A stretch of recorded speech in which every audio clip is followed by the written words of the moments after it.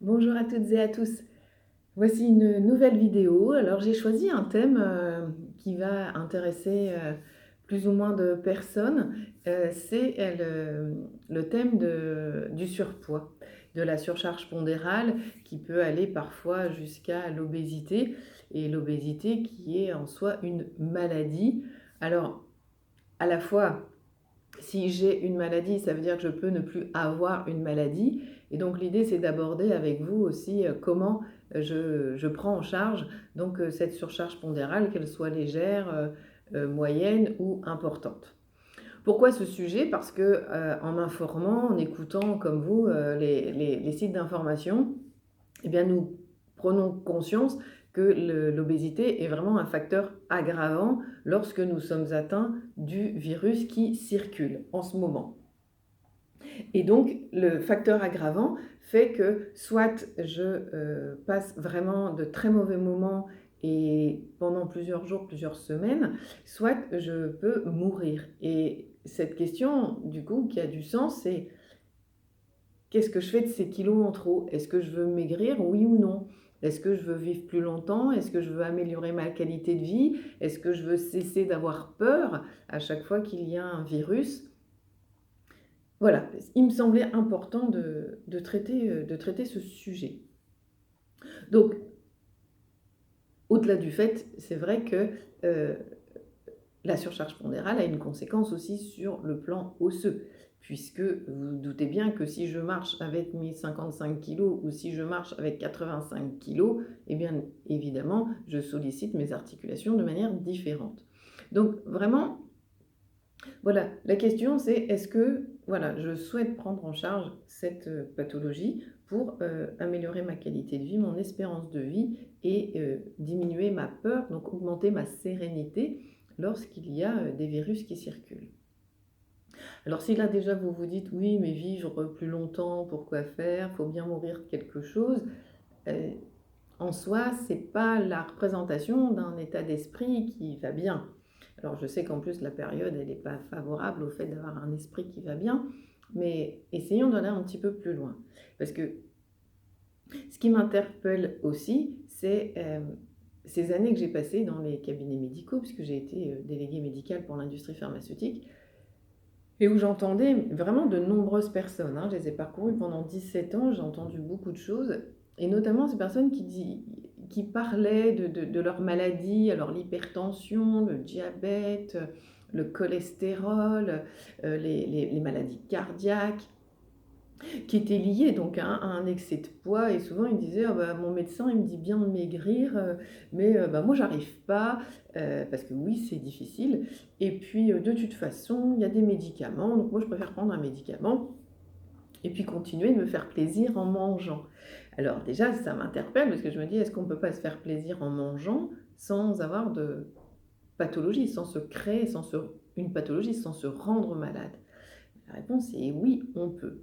Et puis, la question que je me posais quand j'étais dans ces salles d'attente, je me disais, mais est-ce que chaque individu, chaque personne s'informe suffisamment ou est suffisamment informé sur les risques au long cours de cette maladie ou de cette surcharge pondérale? Est-ce que les gens sont bien informés sur le médicament, ses actions sur notre corps, ses effets indésirables et sur la prise au long cours? Parce qu'au départ, si j'ai une maladie, le but c'est de prendre des médicaments pour plus avoir de maladie. Mais si je peux ne plus avoir cette maladie sans médicaments, euh, pourquoi pas essayer? Et donc, sommes-nous suffisamment informés sur les dangers de la pathologie au long cours, sur la prise de médicaments au long cours? Alors, soit on a envie de s'informer, soit on n'a pas envie aussi de s'informer. On n'a pas envie de savoir. Et il est vrai, il faut l'admettre, que le médicament est une solution qui est facile et qui est rapide. Je prends mon médicament, je mange ce que je veux. Ok. Ce raisonnement, est-ce qu'il est bienveillant envers soi-même? Personnellement, je ne le pense pas. Et c'est là où j'en viens à, si je veux maigrir, comment je fais? Et là, c'est la thérapeute qui vous parle et qui sait, grâce à toutes ces lectures, à toutes ces formations, que perdre du poids, c'est compliqué. Vous ne m'entendrez jamais dire que c'est facile. Vous ne m'entendrez jamais dire qu'il suffit simplement d'avoir de la volonté. Je sais que ce n'est pas le cas. Et c'est aussi pour ça que des personnes volontaires arrivent à perdre du poids, mais les reprennent, en reperdent, en reprennent, en reperdent, en reprennent.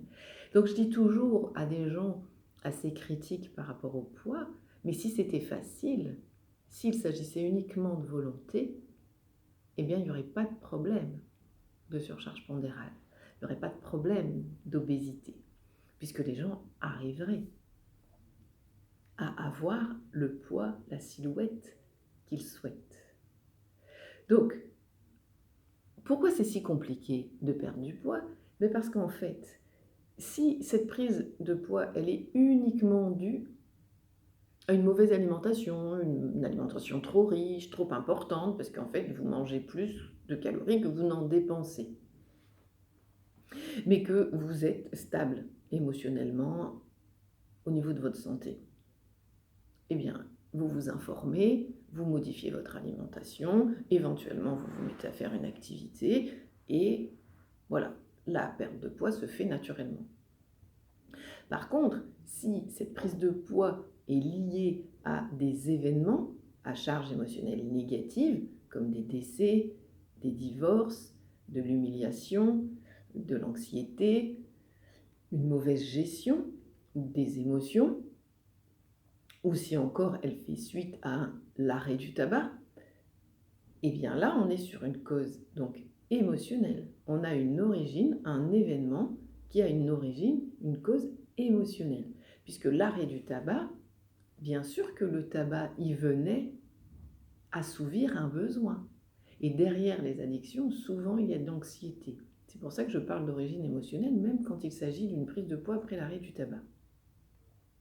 Et donc, comme il n'y a pas une solution pour tout le monde, ça n'existe pas, mais qu'il existe des solutions et que c'est à vous, individuellement, d'aller chercher dans ces solutions ce qu'il faut, alors, posez-vous, demandez-vous si vous avez envie de perdre ce poids en trop, ces kilos superflus, et si oui, comment. Vous avez les médecins généralistes, vous avez les diététiciens, les naturopathes, les nutritionnistes, les nutrithérapeutes, les coachs, les hypnothérapeutes, les sophrologues. Et puis vous avez aussi dans les psychothérapies énergétiques le EFT, le MDR, la kinésiologie. Donc parmi ce panel de solutions, vers lesquelles je me tourne, qu'est-ce qui va être bon pour moi?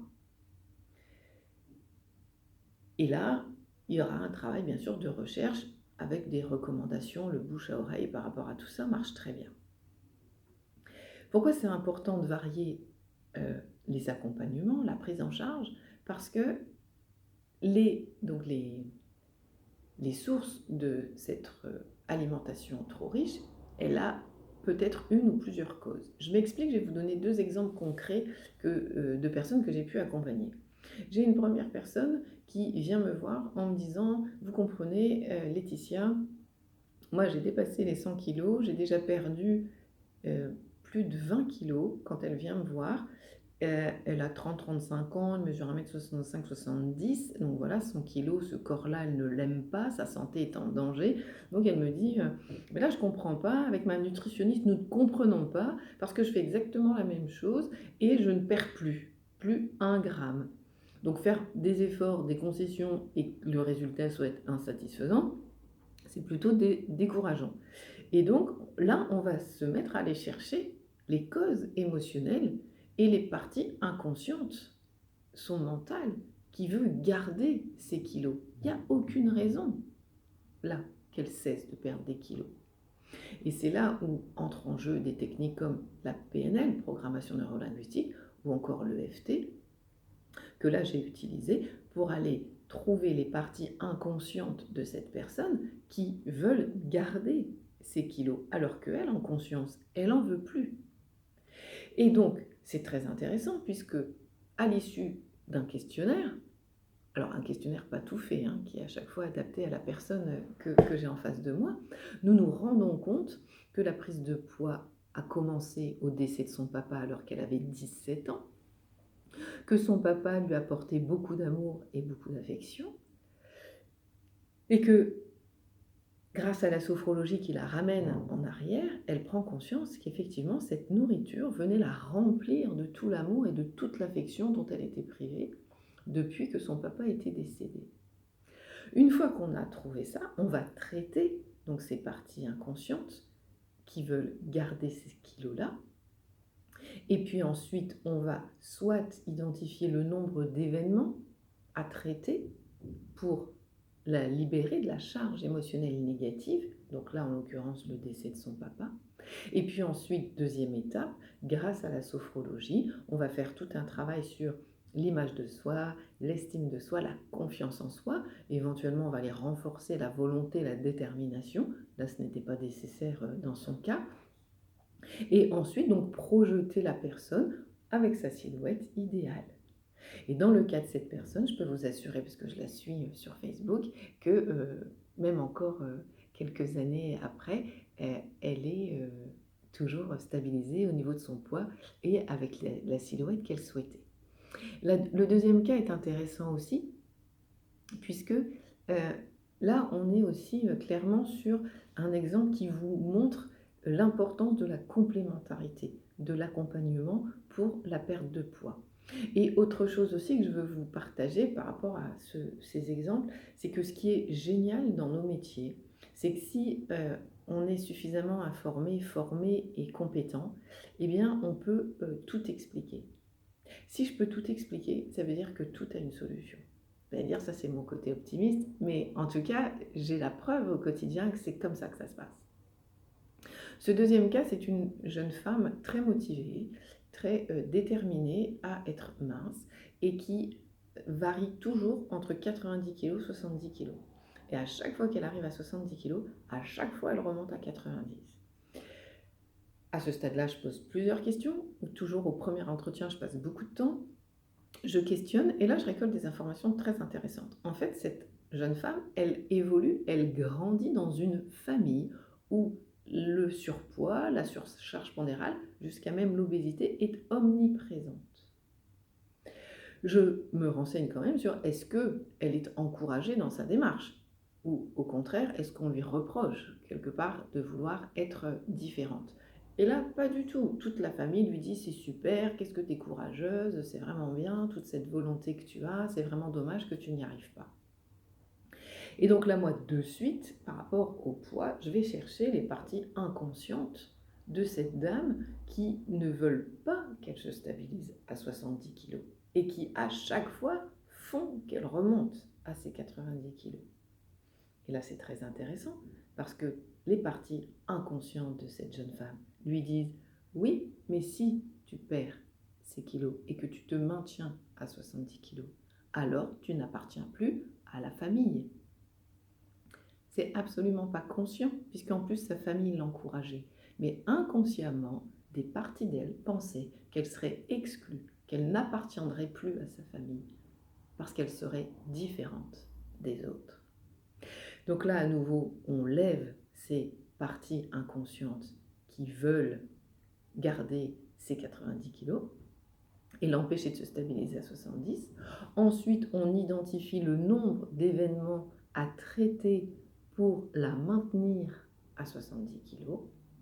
Et enfin, si cela est nécessaire, avec la sophrologie, on refait un travail sur l'image, la confiance et aussi la projection de soi, avec au fond la silhouette idéale, qui sera peut-être à 75 kg, à 65, ça on n'en sait rien.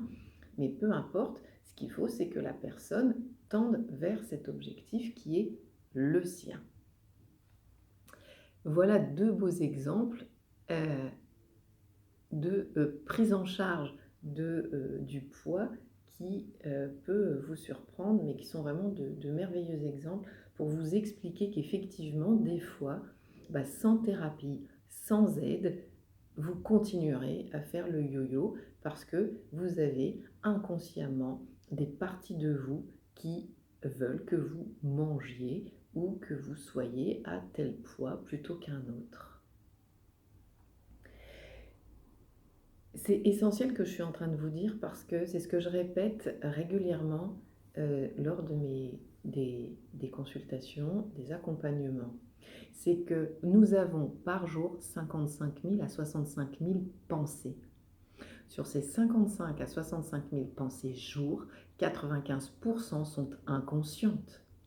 Ça veut dire que vous êtes animé dans vos pensées, vos réflexions, vos comportements à la hauteur de 5% par jour. Et que vous êtes donc animé, influencé dans vos pensées, vos réactions, vos comportements, vos décisions à 95% par des parties inconscientes de vous. Donc en conclusion, ce que j'ai envie de vous dire, c'est de bien vous rappeler que le poids, c'est pas une histoire de je m'aime ronde, je m'aime avec une surcharge pondérale. Non, il s'agit d'un problème de santé, d'un problème d'espérance de vie, de qualité de vie. Il s'agit là de maladie. Donc à un moment même, il s'agit donc de vie ou de mort. Et que oui, cette maladie, elle est difficile à gérer, elle est difficile à prendre en charge, mais que cela est possible. Donc moi, je vous propose de vous poser, de réfléchir à ça et de ce que vous avez envie de faire avec cette maladie. Un dernier point, j'avais failli l'oublier, mais je l'avais surligné en jaune. Un dernier point, vous allez me dire, bah oui, mais tout seul, Laetitia, c'est pas remboursé par la sécurité sociale. Alors que le médicament, oui, c'est vrai. Mais je vous dirais, je vous poserai une question. Votre santé, elle vaut combien? Et d'autre part, combien d'argent et d'énergie avez-vous dépensé depuis des années en gélules, en comprimés, en repas de substitution, en régime?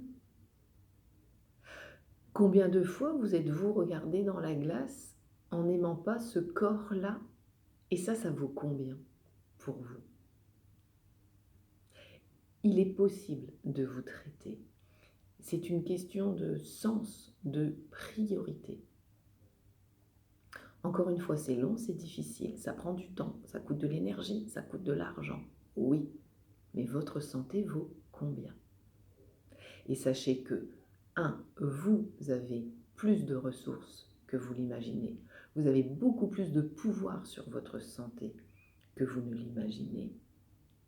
Et que deuxièmement, nous sommes de nombreux guides bienveillants, de nombreux thérapeutes ou coachs soignants à vouloir vous accompagner de manière efficace et en s'adaptant à votre rythme, à votre vulnérabilité, mais aussi en vous permettant d'utiliser vos forces. Il faut les trouver, je suis bien d'accord. Ouvrez vos yeux, vos oreilles, les recommandations, le bouche à oreille. Ça marche, c'est important. Des personnes qui vous recommandent quelqu'un chez qui vous allez passer 1 heure, à qui vous allez dévoiler une partie de votre vie et où vous allez débourser 50, 60 ou 70 euros, cette personne, elle ne va pas vous y envoyer si ça ne marche pas. Donc, informez-vous. J'espère que cette vidéo vous a intéressé, vous a touché, vous a donné envie au moins de réfléchir et de voir la vie peut-être d'une façon autre. Et ben, il me reste à vous souhaiter une merveilleuse journée ou soirée en fonction du moment où vous écoutez la vidéo. Et puis surtout, prenez soin de vous. La meilleure prévention pour votre santé, c'est vous qui allez choisir de ce que vous allez mettre dans votre corps et sur votre corps. Et aussi comment vous allez nourrir votre mental. À bientôt.